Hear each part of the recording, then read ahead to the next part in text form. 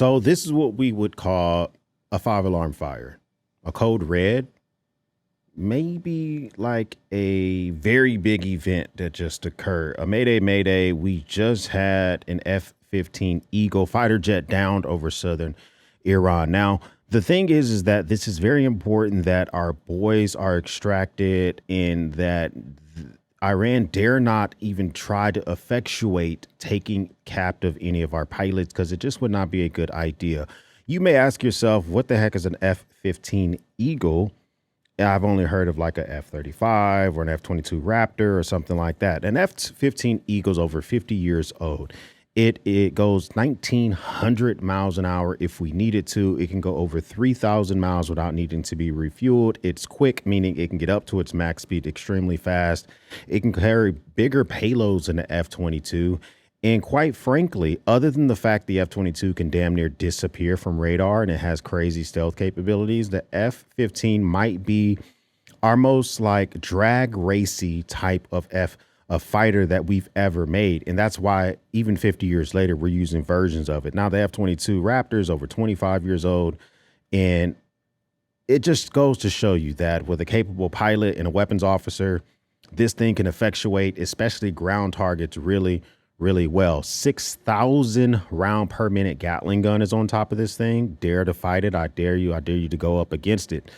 But there are reports that this thing has been downed in southern Iran. And the thing is that it's an important thing that we even think about the fact that over the last 48 hours, there's so much stuff that has occurred in Iran that would make the citizenry very, very eager to try to go after our boys that are down in the country.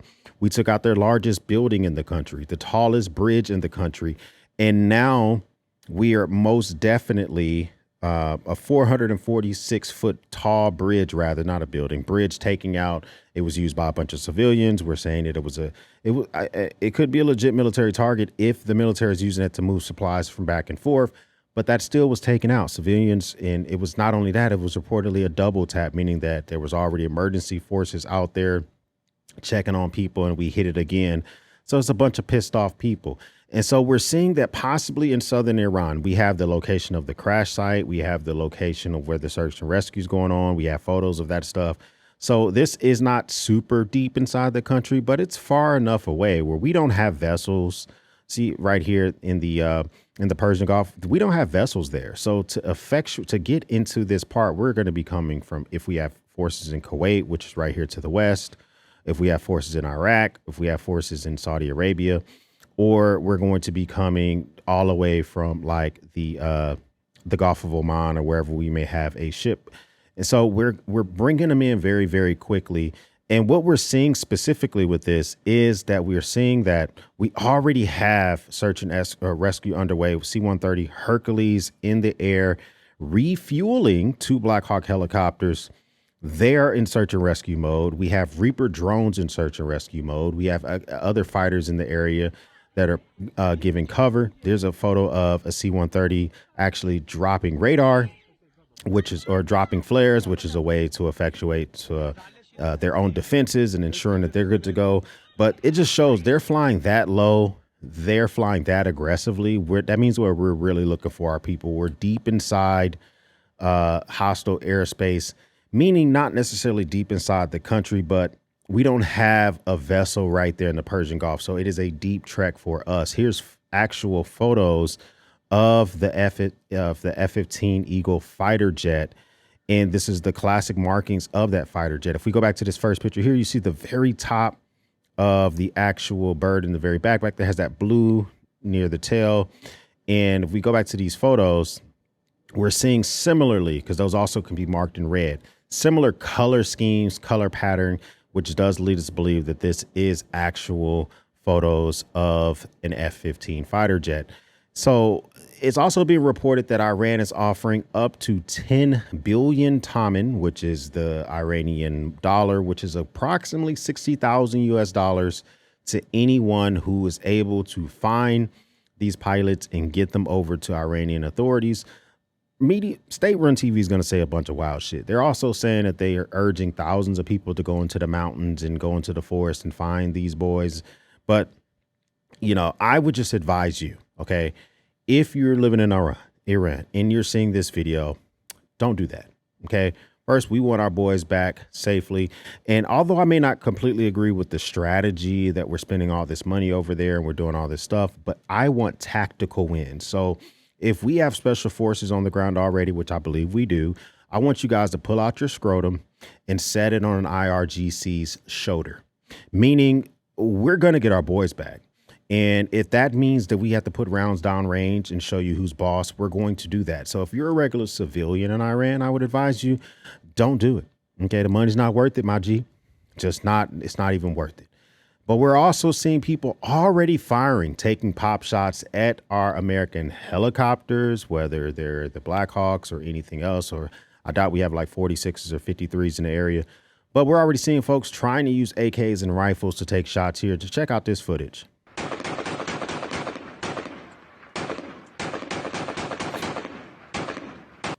And the thing about this is that the IRGC, the Iranian regime, has been urging that they actually give weapons to regular civilians in Western Iran because they want the ability for them to go out and do shit like you just saw. Now, I don't know how effective small arm fires would be versus a Hercules C-130J, a Combat King. The way that those things are up armored, that we're not too worried about AKs. We're not very worried about rifle fire. That's why they fly so low. They fly so aggressively. It's just not something that we worry about. Here's a video right here of a C-130 Combat King, which it's flying low. It's flying aggressively because we want to find our boys. We don't really care about your small arm fires because it's more important that we extract our guys and get them up out of there. So you're going to see stuff like that all the time. But if we're urging thousands to be sent there, as we're seeing from Iranian TV, don't do it. I just would not advise you to go for that at all. Not only that, but we just deployed into the area Air Force, the U.S. Air Force, one of their most capable aircrafts, the E-3B. This is a Century aircraft, which is a Century aircraft is equivalent in some ways. This Boeing Century aircraft is equivalent in some ways to like our own like mobile air traffic controller. So literally in the air, this aircraft has the ability to coordinate aircraft in the area. It has turned off its tracking abilities and it seems to be in the area. So this aircraft can coordinate to make sure that drones aren't running into one another. We can also have advanced radar in here to see what's on the ground, stuff on there that I don't even know about, you don't even know about, we don't need to know about. But I like the fact that we have deployed this as well, which leads me to believe that we really are wanting to ensure that we get our boys back. We're also seeing unconfirmed reports that there are already downed helicopters in this fight as well. Now, I don't want to necessarily spread any fake news on that. I'm not even going to show you the photos that I've seen because I don't see a fuel trail coming from that photo, which leads me to believe it could be fake. But there are photos and they don't look like Black Hawks. But if you want to go look those photos up, there are photos of unconfirmed helicopters that have been hit as well. I don't see fuel trails. I don't know if it's real, but we'll see how that goes. But it is something that we definitely want to concern ourselves with. We want to get our people back. We want to ensure that this is not something we need to worry about. Here is the photo of one of the ejector seats of the downed F-15, the F-15. Now, this is the seat, right? No pilot. Good. Now, I'm just hoping that the weapons officer, the pilot, both of them are, first of all, not injured, but second of all, extracted very, very soon. I hope they're doing a very good ground game, keeping themselves in stealth. This is not Top Gun. This is not them going to see if they can go steal an old Iranian jet that you see in the movies. This is not the movies. This is us trying to get our boys back ourselves. And that's something I'm hoping that we're able to do. Wanted to get that news out to you. I thought it was very important that we talk about that because not only do we have this happening today, but we have so many components of our generals and the Joint Chiefs that have been taken out literally since the start of this presidency. Within the last 24 hours, we lost the Army Chief of Staff, a couple of other deputies and generals underneath of him. And so we want to ensure when we see that type of leadership changes, we could see something serious coming next. That'll be in another video. I just want to specifically talk about this one here, but more to come. First time stopping by, hit the subscribe button. I would love to have you part of the battalion. If this is not your first time stopping by, well, thank you once again for watching me run my grape. For everyone else, we'll speak soon.